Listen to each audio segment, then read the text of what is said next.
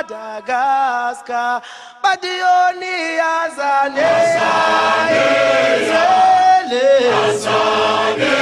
Solitata, Bazoga, but the only Azane,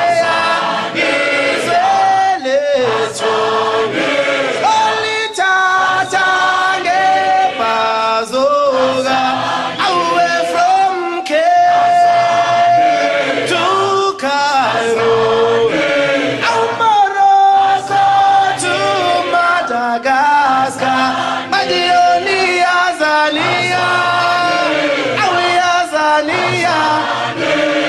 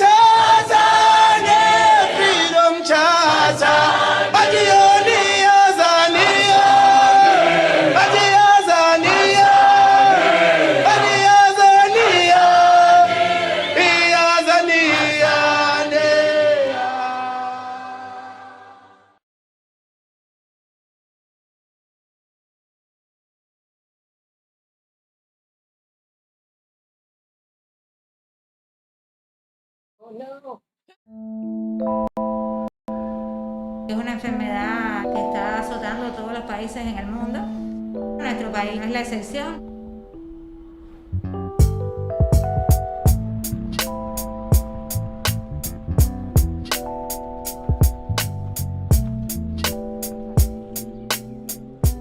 El médico de familia en estos momentos juega un papel fundamental.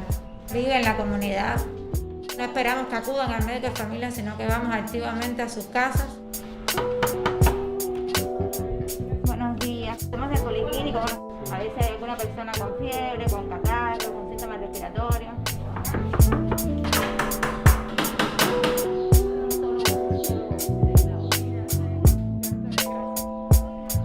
Todos estos estudiantes están incorporados a las acciones de pesquisa, tratando de llegar a todos los cubanos en el menor tiempo posible para evitar la transmisión de esta enfermedad.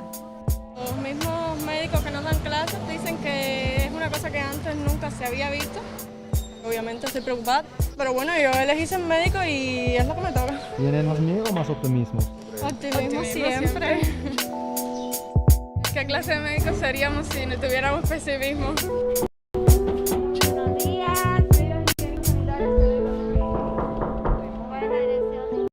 Nos sentimos preocupados. No hemos llegado aún al pico máximo de los casos. Estamos trabajando para modificar el curso de la enfermedad, identificando al enfermo y aislándolo y tomando las medidas de prevención con la población sana. ¿Tienes confianza en el sistema de salud de Cuba para poder enfrentar? Plenamente. ¿Por qué confías tanto? Porque son unos mejores médicos del mundo.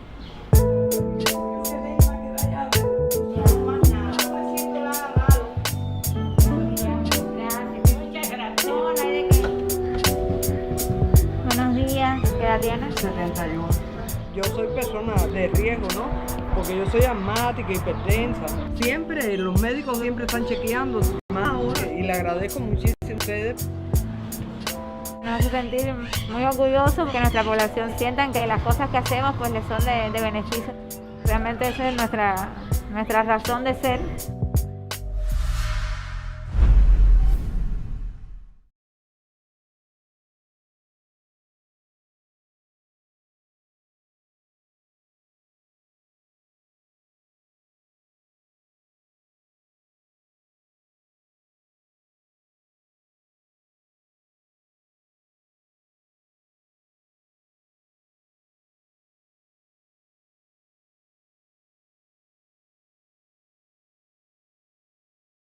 There you go. My bad.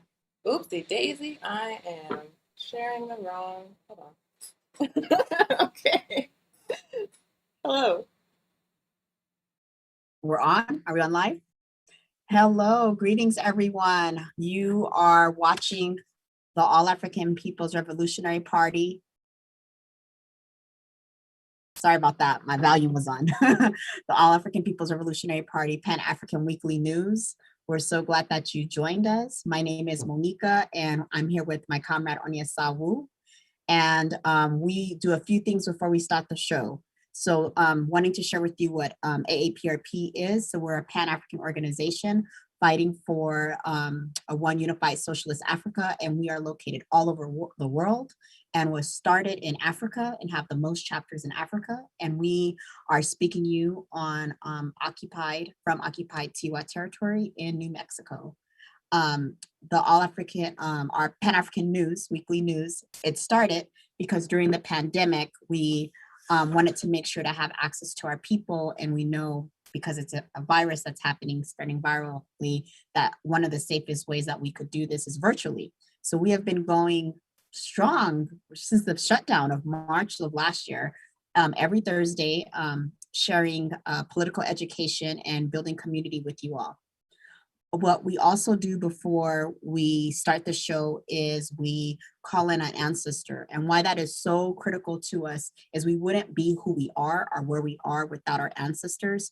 Our ancestors, since they were kidnapped on the continent of Africa, have been fighting for our liberation and our freedom. And so today, who we want to call in is Nat Turner. And so we're calling in an ancestor today that many of you have probably heard of. So Nat Turner was born on October 2nd. And we're calling him in this week is because on August 21st, was the rebellion, the Nat Turner Rebellion. That's probably one of very few rebellions we learned about in high school. But it is still an amazing rebellion. So he felt that his calling was to be a pastor. At an early age, he learned how to read. He felt that he was led by God to lead his people out of bondage because of the horrors of being enslaved. So he led a rebellion with our other ancestors. And what they were able to do is they were able to slay their slavers who were owning them. And they also went slaying other European oppressors, about 55 of them during this uprising. So there was about 55 Africans, again, mobilizing, organizing, fighting for their freedom. They were trying to get to an armory, and they were able to make it to the armory. Nat Turner, he was able to avoid captured for about 6 weeks, and they captured him. They tried him in their oppressive system. He pled not guilty. You're not guilty fighting for your freedom. And unfortunately, he was hung. So continued lynchings that still happen on November 11th. We just want to acknowledge him and other Africans that were in this uprising, in this rebellion, that were fighting for our freedom, because that's the struggle we are in now. So we're continuing to organize and fight for our freedom, and appreciate you, Nat Turner, and other ancestors involved in that. The other thing that we do is we do a land acknowledgement. And when we do it, we mean it with everything that we're saying. It's more than just a word, it's an action. So we in solidarity with our Indigenous comrades, our Indigenous relative, as they are fighting for their land back. We know that we are on occupied, stolen land. The whole US empire belongs to Indigenous people. And not only does it need to be returned back, it will be returned back, because the movement is strong. People have continued to always fight for land back, and we support them in fighting for their land back, Africa for Africa's land back, as well as Palestinians and others who have stolen land, that it needs to be returned.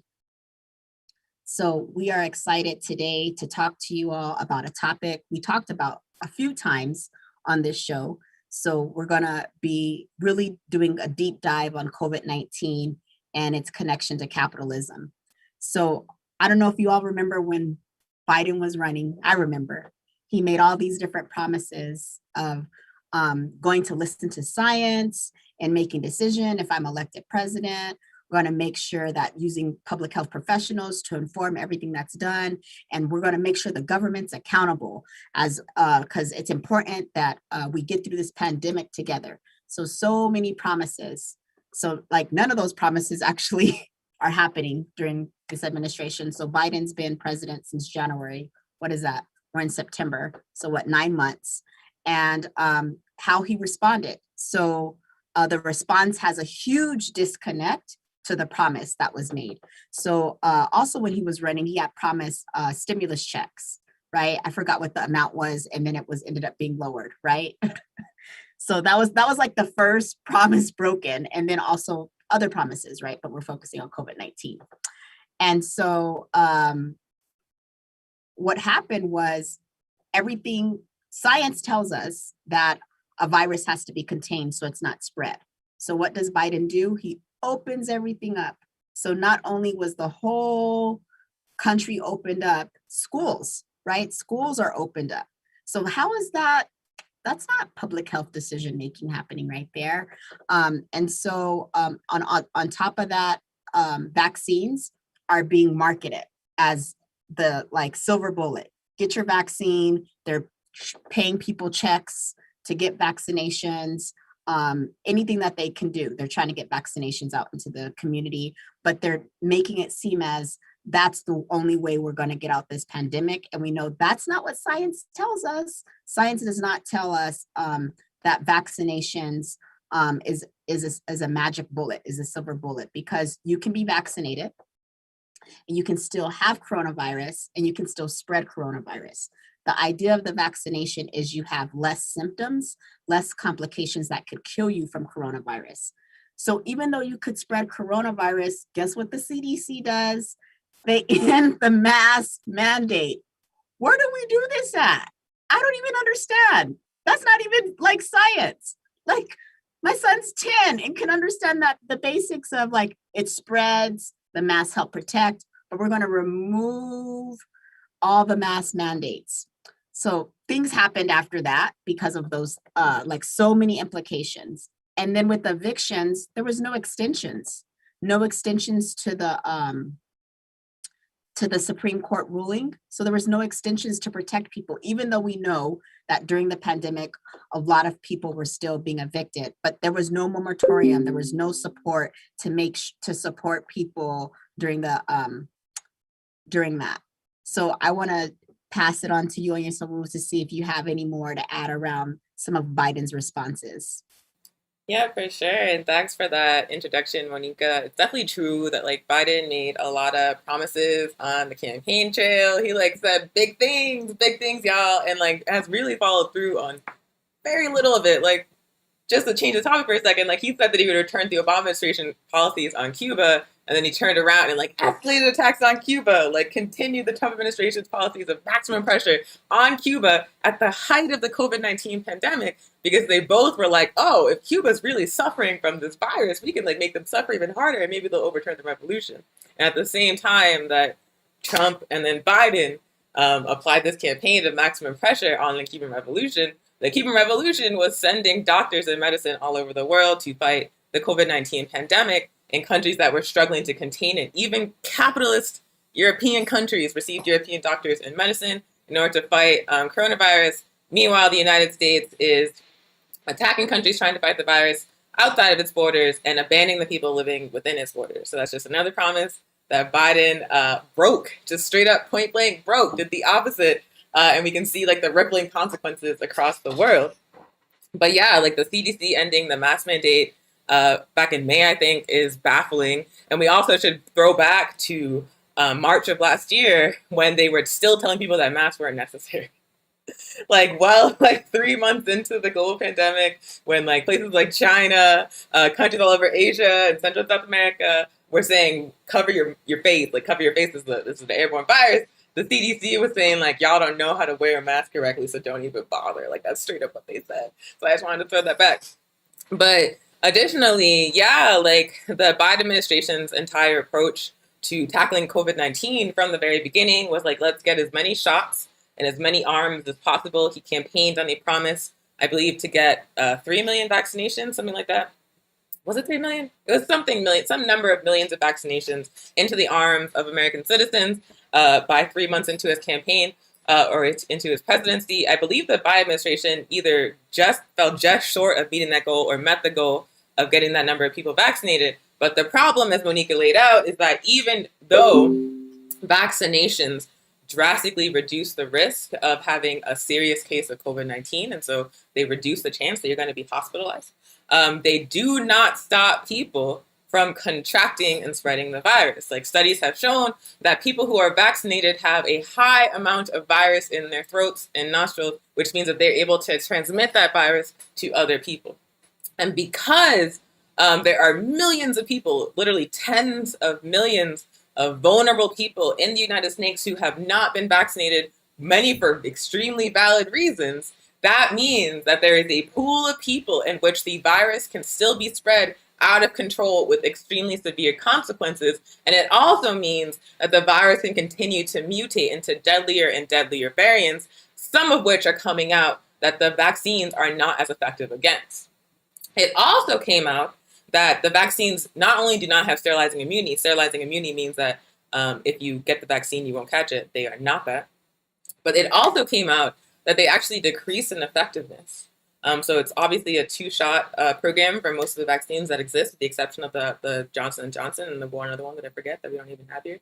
But after the second dose, studies have shown that about 6 months after that second dose, the efficacy of the vaccine starts to go down. It's still significant. I think it's like still 60 to 70% effective, but it shows that over time, that immunity from a booster immune response from the vaccine will decrease. And so now they're saying that booster shots are necessary. The FDA has already approved a third additional shot for high-risk populations at high risk for complications. And so those are rolling out now.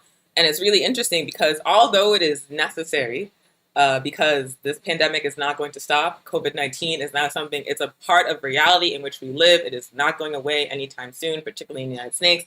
And so a third booster is absolutely necessary. But at the same time, as the US is talking about giving people third shots, there are dozens of countries around the world who haven't even gotten enough doses of the vaccinations to give their populations the first shot. So, and the reason why that's happening is because the vaccines that have been developed by these US-based transnational corporations like Pfizer and like Moderna, who are profiting billions of dollars off of these vaccines that were developed with public funding. They were publicly funded vaccines with private profits. They have chosen to prioritize the profits of these pharmaceutical corporations over making sure that as many people as possible within the United States and around the world have access to the vaccine.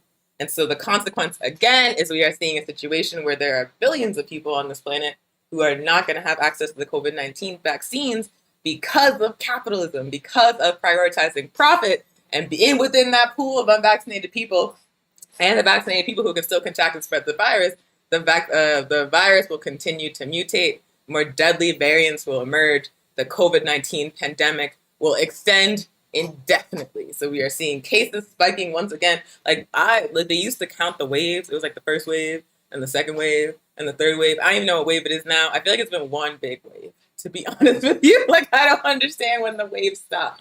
So now we're living through spiking cases once again. Like the case counts here in Tiwa territory are over 700 every day. Like, it's pretty bad. The hospitalization numbers are low, and that's absolutely a result of the vaccines. Like, I think New Mexico has one of the highest vaccination rates in the country, and that's a large part of that, truth be told, is because indigenous nations are extremely efficient at vaccinating the people that live there.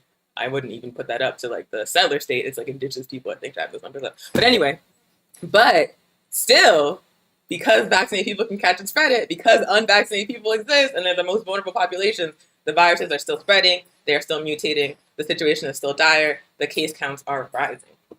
So it is a very precarious and unsustainable situation that we've been placed into because of the profit motive. Because from the very, very, very beginning of this pandemic, under Trump and now continuing under Biden, the priority of the COVID-19 response in the United States has not been to save lives, has not been to eradicate the virus or control the virus. It has never been about that. It has always been about maximizing profits for pharmaceutical corporations, for big businesses, for big business owners. We're also seeing banks making record profits now during this COVID-19 pandemic and using those profits to buy up housing all over the country and price it at rates that people cannot afford, at the same time as that people who are facing months and months and months of debt from not being able to work during the pandemic are being evicted by the tens of thousands, if not hundreds of thousands,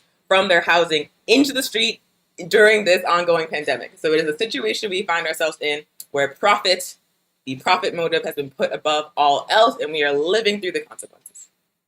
And to talk about, so Monica put together the show plan. It's very detailed. And so I want to share a little bit of what, some facts about like what the impact of this decision to prioritize profit, to prioritize wealth has been. So under the Trump administration, COVID-19 was the third leading cause of death in the United States. Since early 2021, since Biden took office, it is now the number one case of death, surpassing cancer and heart disease. That is a stat that very clearly shows that the pandemic is getting worse, y'all. We were told that Biden would listen to science. We were told that Biden was going to make everything better, that we were going to stop fascism at the ballot box, and he was going to come in and save the day. And now we are in a situation that's even worse than before. The United States has seen over 600,000 deaths for COVID-19, over 1,000 new deaths this month. The level of transmission here, there is not one state that is not in the red. So all over the United States, we are seeing communities with high levels of transmission of the COVID-19 virus. And over 100,000 people have been hospitalized with COVID, which has surpassed the amount of available beds here in the United States, because even the healthcare system is run for profit. We are living through a COVID pandemic in the most wealthy country on the face of the planet, a country that is wealthy because it looted the rest of the world, especially Africa. And instead of using those profits to build some goddamn hospitals, they closed down the hospitals. They closed down the hospitals. And so major cities like New York City, for example, do not have enough beds to accommodate the number of people that are catching this virus and getting seriously sick. There are drastic shortages of ventilators. We are going to be seeing shortages and higher prices for consumer goods this winter, I promise you. And so it's an extremely dire situation. And we did play a video. One last thing, we did play a video before the show started. I think it was frozen, but the audio still played. But it was a video from Belly of the Beast, which is a YouTube channel focused on news media about Cuba, like telling the truth about Cuba through news media. And what the video was about how Cuba has sent doctors door to door from the beginning of the pandemic to test people for COVID, to talk to them about what COVID-19 is and how to protect themselves, to distribute medicine, to check on people who are sick. So engaging in a very direct community health response to dealing with this pandemic in Cuba. And we wanted to show that video before we had this conversation about the United Snakes, because we wanted to show the difference between a system or a COVID-19 response that is driven by profit and a COVID-19 response that is driven by life, a COVID-19 response that is driven by wanting to make sure that everybody's okay. So we have the example of Cuba. We also have the example of China. China's been killing it from the beginning, and China gets no credit in the United States, but they were able to eradicate COVID-19, and now they're having a resurgence as the entire world is, but they still have it under control, much better control than here in the United States. They're still sending vaccines all around the world. Vietnam is another example of a country that managed it well. Laos is another example of a country that managed it well. So there's all these examples who happen to have one thing in common, which is a socialist economic system, who are showing us what is possible when the people that we have in charge center life. And then we have the example we're living through here in the United States, where the people we have in charge care the most about the bottom lines of already extremely wealthy people. So yeah, just wanted to share that, and I will pass it back to Monica to continue the conversation. Thank you so much for sharing that. When you were talking about these for-profit pharmaceutical companies, just thinking about Moderna is going to make over $4.4 billion, and how Moderna and Pfizer did testing in countries that are impoverished, and these countries cannot access the vaccine. So they're testing in those countries, but they don't have access to that resource, while this country's just hoarding vaccines up and having to throw away vaccines that can really save lives. Just wanting to add to that.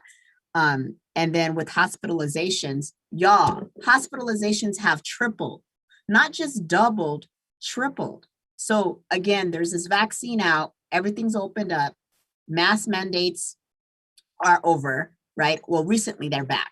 They're back now. So if you're indoor, you're supposed to wear a mask. But for months, no mask mandate, right? And so like right before school happened, they decided, oh, we should have a mask mandate. And we know that also Florida is leading in hospitalizations. The governor does not have a mask mandate at all. Only 8 counties in that state actually have enforced a mask mandate, but the governor's like, no mask, as their numbers are rising. And that speaks to what Onya Sabu shared, is like, they don't care. They don't care about the loss of life. This is all about like profit, and also that false propaganda, right? About like what vaccines are and what they're not. And also we know, unfortunately, children are being hospitalized twice the amount since July. And, in Memphis, Tennessee, where a lot of our people are, they went from like some of their hospitals the Memphis, Tennessee hospital shared that they had 28 children within 18 days hospitalized. And some of them were in the intensive care unit because that's how serious their COVID-19 was. And so, and they're also seeing over 1,000 children across the country being hospitalized. Again, what's going on is our schools are opened back up, right? And so our schools are opened up, even though there's mask mandates, our schools are not well ventilated. We know this. If you like, especially I think of the schools in the communities that my people are at, our schools aren't well ventilated. There's molding and different things in the spaces, and they're sending kids to school like during the pandemic, because everything was, if you get kids back to school, you get everybody back to work. That's literally the pattern. Everybody's in school, everybody's now back to work. It's all about the economy. You know, even during the pandemic, where 8 more million people fell into poverty, those capitalist organizations, I can't even think of them, made over $1.7 trillion, y'all. Like, what the hell? So many people were evicted. A lot of the people who were evicted were doubling, tripling up on houses. And then the virus was spreading because of being around so many people, so many things. And these people are making over $1.7 trillion during a pandemic. It's trash. And New Mexico, Anya Sawu mentioned that children aren't being hospitalized at a high number. It has increased, but it hasn't been at a high number. However, we went from 190 hospitalizations to 250 in just one day. So again, every state is in the red, including New Mexico. And they're finding out that 93% of people who are being hospitalized are unvaccinated. Folks who are vaccinated, like myself, if you're not wearing masks and you catch coronavirus, which you might not even know you have, you can still spread it to others. So everybody needs to be making a mask. So we're keeping ourselves safe. So we're keeping our community members safe. It's so important to do. And, you know, the CDC uplifting the mask mandate just shows not just their irresponsibility, but how they don't care about anyone's life. This is a life-threatening virus, y'all, that has taken over 600,000 people's lives. That's somebody's loved one who's no longer here at something that could be helped. The other thing is hospitals. There was an interview around hospitals here locally, and what they said was last year they weren't able to treat a lot of the patients because they were overwhelmed with COVID-19 patients. So now they're still at max capacity. So they're over max capacity. So they're still trying to do treatment with current patients and still continuing to get new COVID-19 serious cases. These are serious life-threatening cases. That's a little bit about locally. Evictions, y'all, we're gonna have a lot more unsheltered relatives, a lot more unsheltered community. There is all this CARES funding out. Like, where is it going? This state's only spent 20 million of it, of 284 million available, and yet tons of people are being evicted. It makes no sense. That money is to support with evictions. Also, we know it's not enough.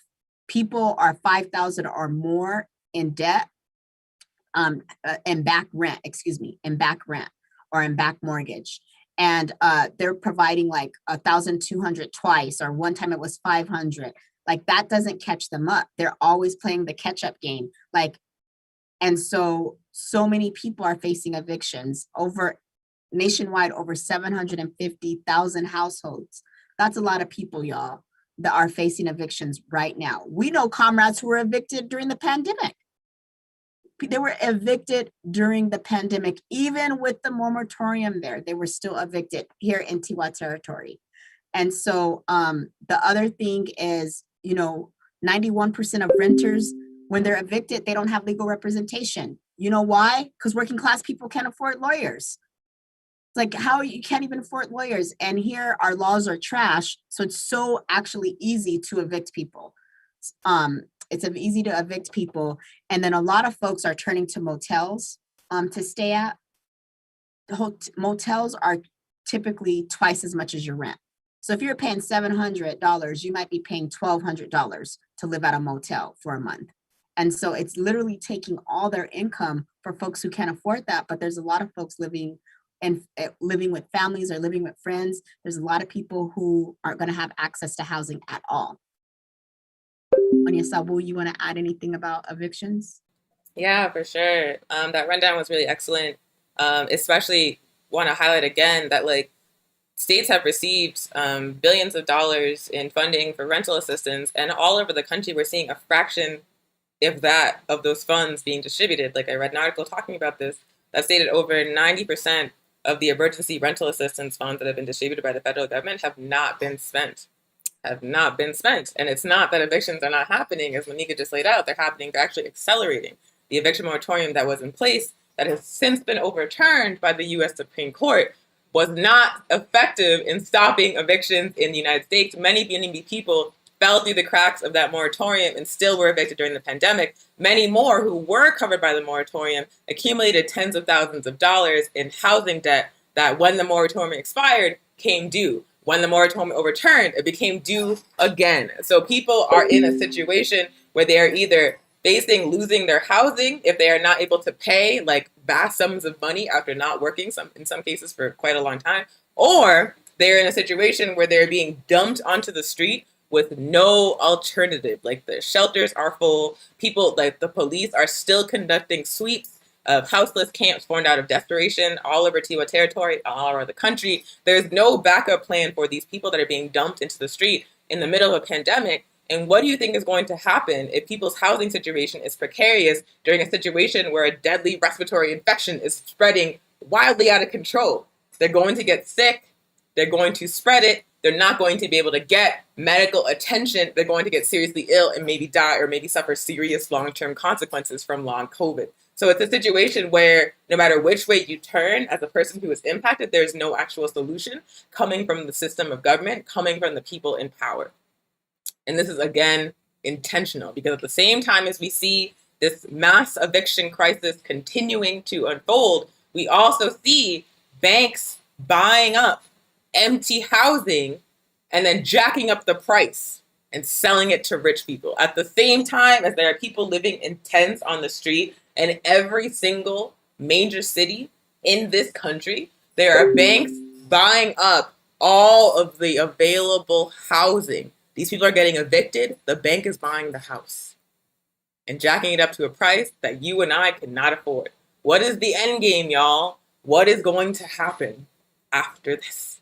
So yeah, I just wanted to say that, like, the eviction moratorium was overturned. There is no backup plan. The Biden administration's like, even the squad is like, they who got that fake moratorium passed in the first place is like there is no plan. There is no plan. And the distribution of emergency assistance funds has been so insufficient, has been so disorganized that money is just sitting there while people are losing their homes. Like, capitalist system of government is so disorganized. It's only organized for profit. When it comes to actually keeping people alive, they could not be bothered to get it done within the system. I agree. And schools opened up back up. Most schools are not hybrid. So most schools are, you're just doing in person. There are some schools that have online virtual options, but not too many here in Tiwa territory. And so nationally, cases went from 38,000 to 180,000 positive cases of children with COVID-19. That will happen if you open up schools. It's literally common sense. So I talked about Florida. Matter of fact, the governor made an executive order to ban schools mandating masks. Like, that's how far this person went. So over 12,000 children in Florida have tested positive for coronavirus, and in school and employees over 2,000, almost 2,600. And Florida is literally leading the positive cases in coronavirus, as well as deaths happening. In addition to that, in Texas, there's been so many hospitalizations of children. Like, over 750 children have been hospitalized just within 2 months, y'all. Just within 2 months, they've been hospitalized. Here locally in Albuquerque Public Schools, weekly, there's up to 144 positive cases that's been happening. And there are mask mandates indoors, and their children represent like 20% of cases, positive cases that are happening. And so although the children's not as high compared to other states, it's still increasing. So we've seen schools in rural communities close, like Carlsbad. My son's school, his school had a positive case. He's in 5th grade. So what they had to do was they had all the 5th graders go virtual, be at home for 10 days, and the teacher home for 10 days, all virtual, doing virtual learning at his school.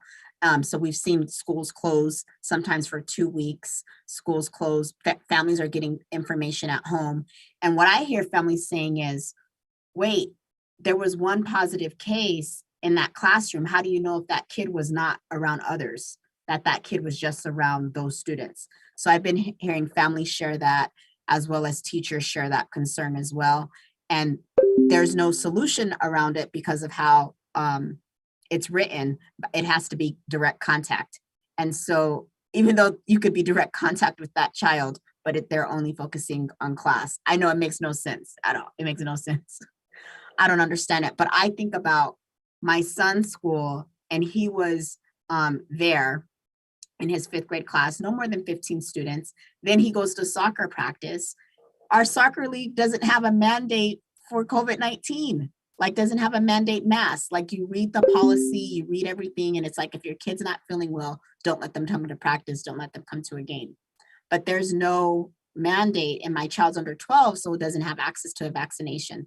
So access to vaccinations. And so I'm like, this is a huge soccer league, and we have to fill out this COVID-19 policy, but there's no mandate. That's concerning to me as a parent. And so, our schools, there's a lot of fear.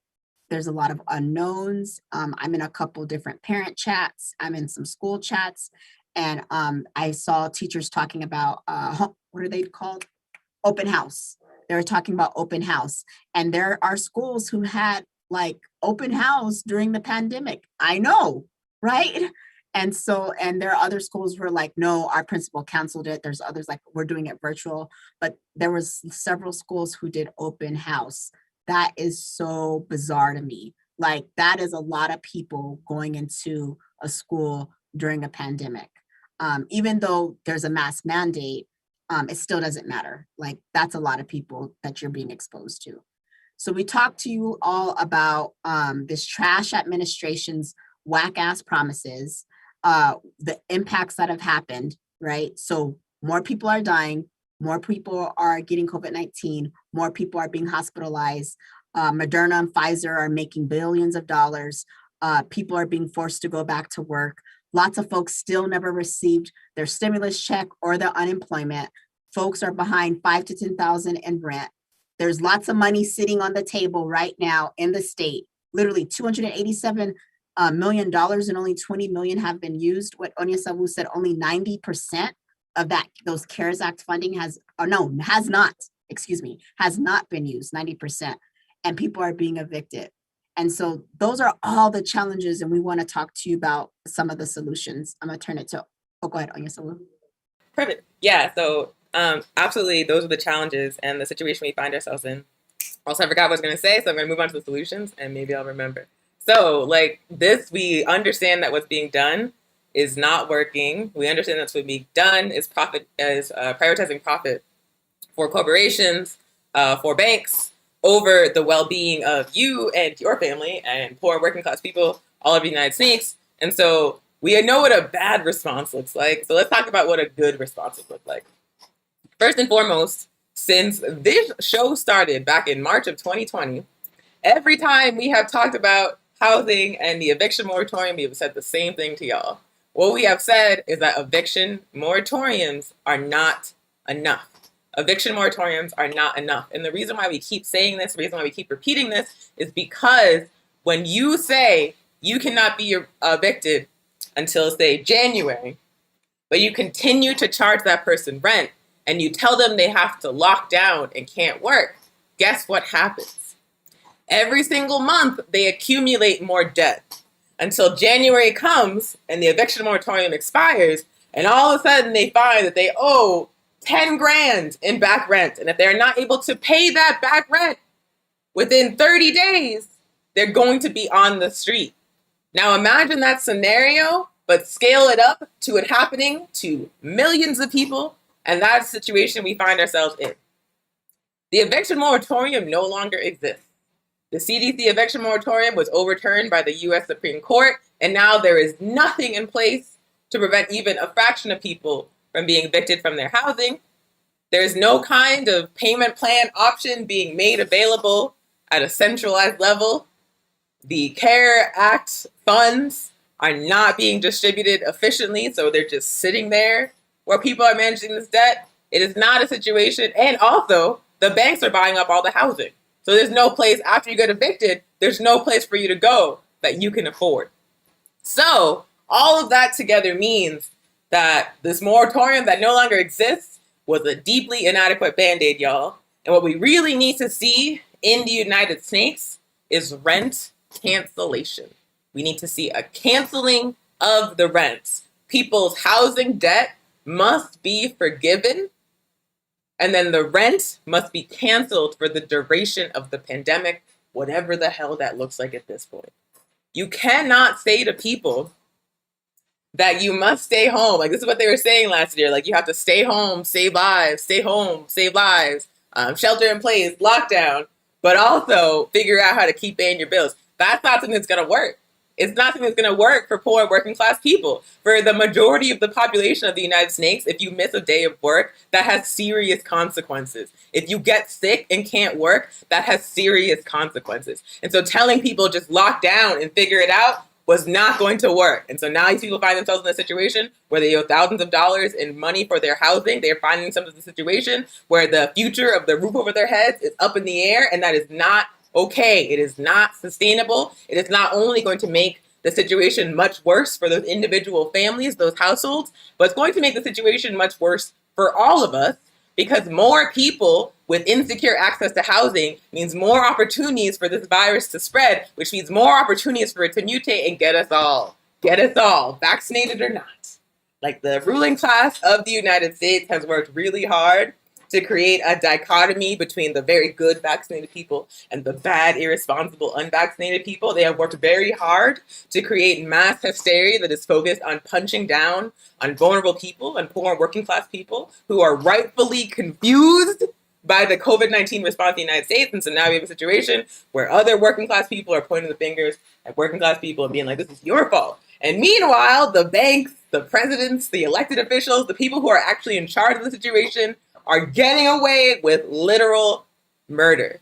So we have to stop blaming other poor people, and we have to start demanding that the system, that the people in power actually develop an adequate response that's going to get us out of this. And the first step of that response is to cancel the rent, period. Period. Cancel the rent. Do not make people go thousands of dollars into debt just to have housing. That makes no sense during a global pandemic. Secondly, as Monica mentioned, the Biden administration, Joe Biden and Kamala Harris campaigned on a promise of $2,000 stimulus checks. Kamala Harris, if folks recall, actually introduced a bill that would have given everybody $2,000 a month for the duration of the pandemic. And as soon as she became Joe Biden's running mate, she was like, what did I do? Never mind. But Joe Biden and Kamala Harris during the campaign did campaign on one-time $2,000 checks. Remember? And then after they won and Georgia was still up in the air and they were trying to get control of the Senate, those two dudes, the Zionist-ass pastor and the warmonger, I don't know their names, it don't matter, just Democrats, they were going around Georgia saying, like, we must win. We must control the Senate because that will change things somehow. And if you get us into office, we're getting $2,000 checks. They put it on their campaign promotion stuff, like the actual check for $2,000. And then they won, right? And the Democrats got control of the House and the Senate and the presidency. And everything was better, right? Like, that's what happened, right? No. No, what actually happened is that Biden was like, $2,000. You're going to take $1,400 and you're going to get out of my face. Like, that's basically what happened. He's like, I never said that. Don't talk to me. Take this. Go away. There were no stimulus checks. The Biden administration immediately pivoted to focusing on the vaccines and the magic bullet and saying we're going to open back up. The United States is open for business. The pandemic is over. Biden actually already had his mission accomplished moment. Like, do y'all remember when Bush Jr. was on the warship and he had the big banner that said mission accomplished, talking about Iraq, and that shit went on for like years. So Biden had his mission accomplished moment, declaring the pandemic over a few months ago, and now it's worse than before. It was worse than in 2020. And there's no conversation about stimulus checks anymore. There's also no conversation about locking down. A lockdown is necessary in the United States to get this under control. Like, we've abandoned all contact tracing. We've abandoned all like systematic testing to the extent that it even existed. The entire US COVID-19 response has hyper-focused on these vaccines. They have hit a wall in terms of distribution of the vaccines, and there's no other plan. Lockdowns, contact tracing, testing, none of that is on the table as part of a comprehensive response. They're just focusing on these vaccines and acting like everything's fine. So that's why they're not talking about stimulus checks, because they have no intention of telling people to stay at home anymore. They want your ass to work. And if you get sick, if you can't work, then it is what it is. Like, good luck to you, sir. I doubt they would even say good luck, actually. So we need another lockdown. But just do. We need to pay people to stay home. We just do. It's just a fact.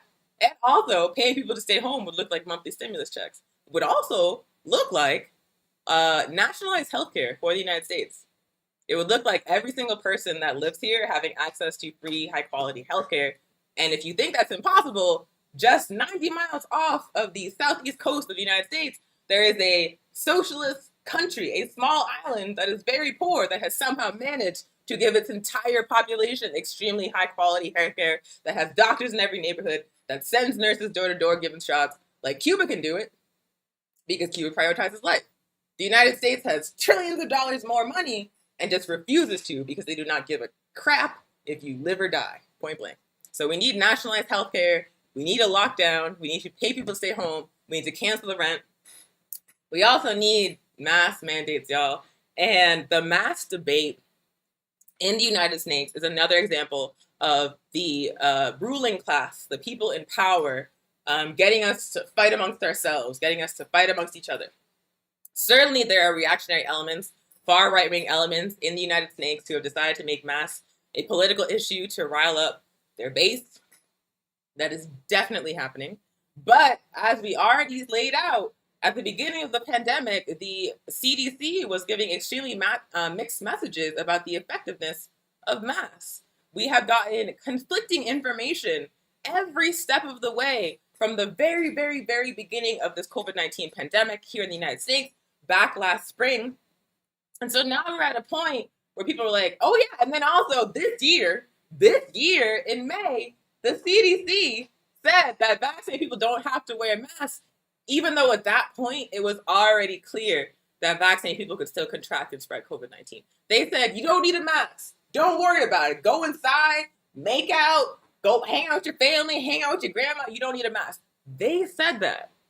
So now that people are confused and angry, can you actually blame them? Like, it is the fault of the people who are living through this like misinformation coming from official government agencies. Is it their fault for being extremely confused by the conflicting information and having it be politicized and making that even more confusing? Or is the fault of the people who are responsible for disseminating public health information at the top, sharing incorrect information repeatedly? Like, the way that the ruling class has convinced us to fight amongst ourselves, or they like straight up just like fuck off, is like actually incredible. It has been incredibly successful. They are laughing all the way to the bank while we're just like slap fighting. It's like ridiculous. But anyway, yes, we need mask mandates. Like, if y'all, when I go out, when I leave my home, I wear a mask. If I am going inside to be with people, I am wearing a mask. I am vaccinated, and I have never stopped wearing a mask because I knew when I got the vaccine that I could still catch COVID. And even if I didn't get very sick, I could give it to someone who could get very sick, who I love. So I have never stopped wearing a mask. And we encourage all of y'all watching, please continue to wear your mask, particularly indoors. We have to organize to build the capacity to demand these things that we need, like rent cancellation, like monthly stimulus checks, like a lockdown, like paying people to stay home. But we also need to take these individual steps to keep each other safe within our communities. We have to share correct information about what's happening, do our research, and educate our communities, because very clearly the people in power are they're not going to get it right. It's been 2 years. Dear God, it's been 2 years of this. It's worse now than it was at the beginning. It's going to continue to get worse, unfortunately. So let's keep each other safe by wearing our masks. And then lastly, the United States has engaged in vaccine imperialism, in vaccine hoarding. We saw when the vaccines first became available from these capitalist corporations that the United States bought up millions of doses, hundreds of millions of doses of vaccines for the vaccines. The United States, alongside European countries, are of course very wealthy comparatively on the global stage.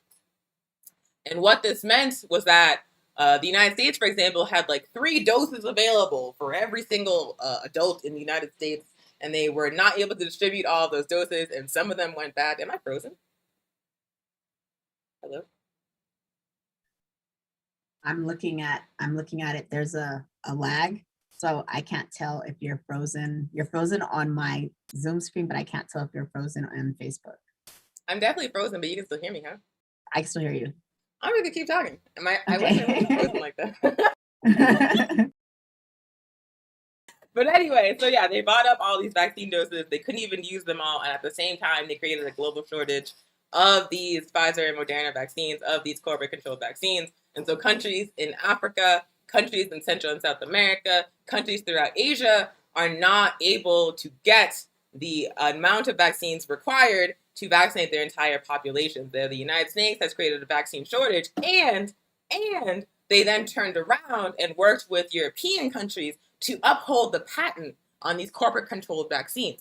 Again, the Pfizer and Moderna vaccines were developed using public funding, y'all. We paid for the development of vaccines. During the trials to test the effectiveness of those vaccines, they were tested in global South nations, y'all. They were tested in African countries. They were tested in Caribbean and Central and South American countries.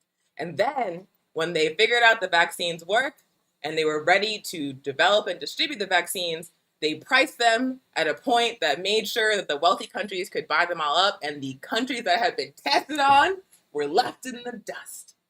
So what this means is that there are shortages of these corporate-controlled vaccines all over this planet that have been created by the greed of the first world capitalist nations, and then the first world capitalist nations are hoarding access to them and making the poor global South countries jump through hoops to get that access.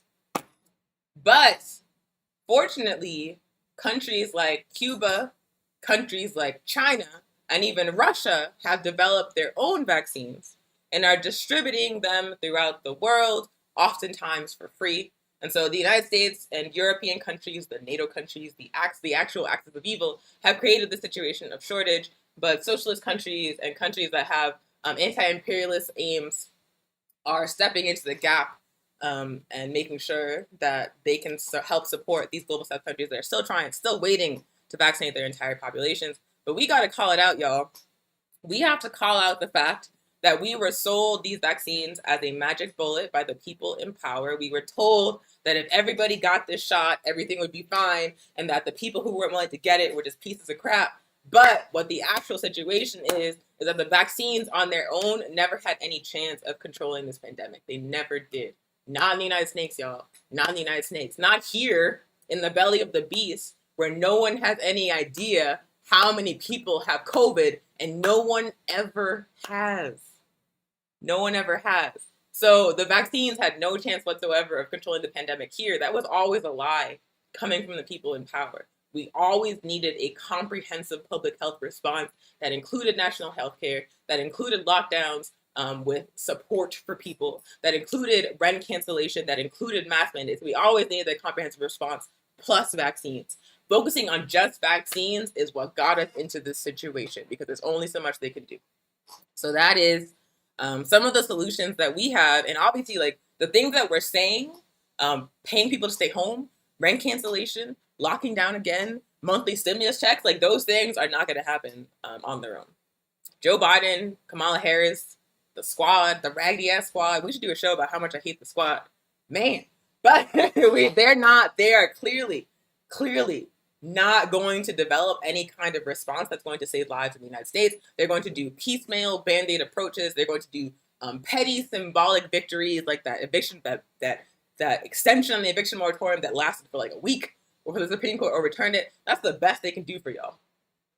To get the response that we actually need, the masses of poor and working class African and colonized people in the United States must be building a movement that is strong enough to demand the response that's required. We must fight for the socialist response to the COVID-19 pandemic in the United States. We must fight for the anti-imperialist global response from the United States government. That means being active in organizations, fighting to build socialism and destroy capitalism. That means unionizing in our housing and in our workplaces. That means building across movements to build strong connections unified around these demands. We have to take what we need. They are not going to give it.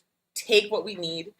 They are not going to give it, which means we must be organized to do so, which means that we must be active in organizations fighting around these demands, fighting to win them and save lives. So yeah, wow, I'm still frozen. I'll pass it to you though. Thank you. Yeah, you're still frozen, but I can hear you, so it's working. So thank you, Onyesabu, for sharing all of that around comprehensive solutions that are needed, dire and needed, and we have to demand it. I'm going to talk about our AAPRP New Mexico chapter, some updates, some things happening. So in the Pan-African Garden, we're going to be there this Sunday at 4 p.m. It is so beautiful. It's been grown by so many folks in the community coming together, sharing time, sharing resources, all community driven. We've harvested tomatoes, greens, cucumbers from the garden. Some corn is growing. So we're hoping to harvest corn, grill some corn soon. And we're going to be painting the benches, African colors, y'all. So come through on Sunday at 4 p.m. You'll be seeing a flyer being posted on AAPRP's page if you would like to know more about the location. Our elder care program, we started during the pandemic, so we're still delivering to our elders. There's our Venmo account. If you're able to gift, you can always gift there as well. Or if you have any food donations you would like to donate, you can always hit us up and we'll pick those up. The Cuba Solidarity Caravan is the next one is happening. I think you're unfrozen, yay! The next one's happening on September 26th. We're gonna have more information come out. Onyesabu has shared repeatedly on the solidarity that Cuba has continuously have done.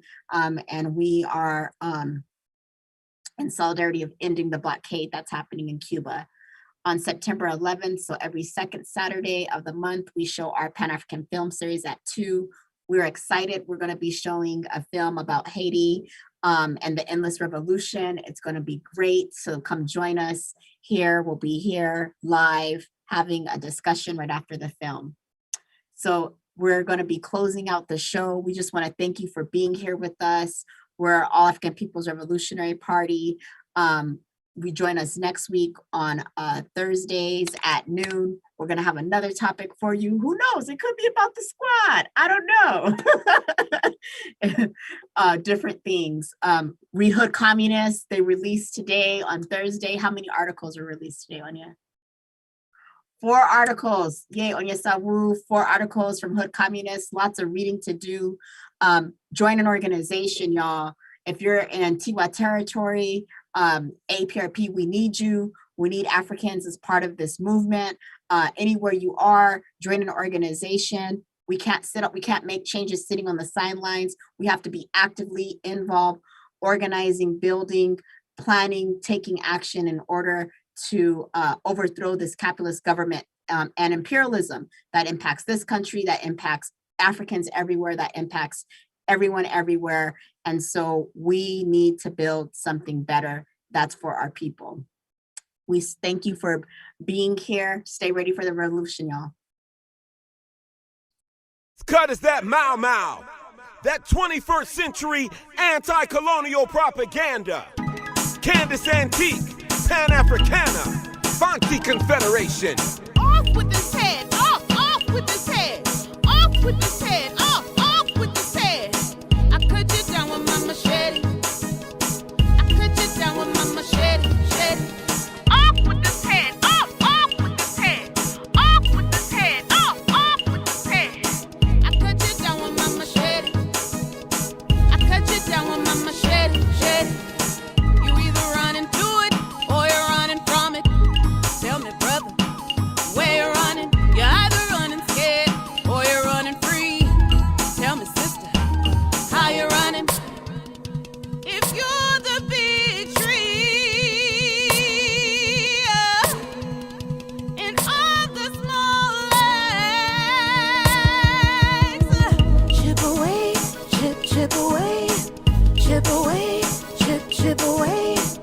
chip away, chip away. Call me timber. Off with this head, off with this head, off with this head, off with this head. I cut you down with my machete. I cut you down with my machete, Off with this head, off with this head, off with this head, off with this head. I cut you down with my machete. I cut you down with my machete. Only way to kill a beast to attack the root. Pull it up from the ground and destroy the fruit. You're either telling lies or you're telling truth.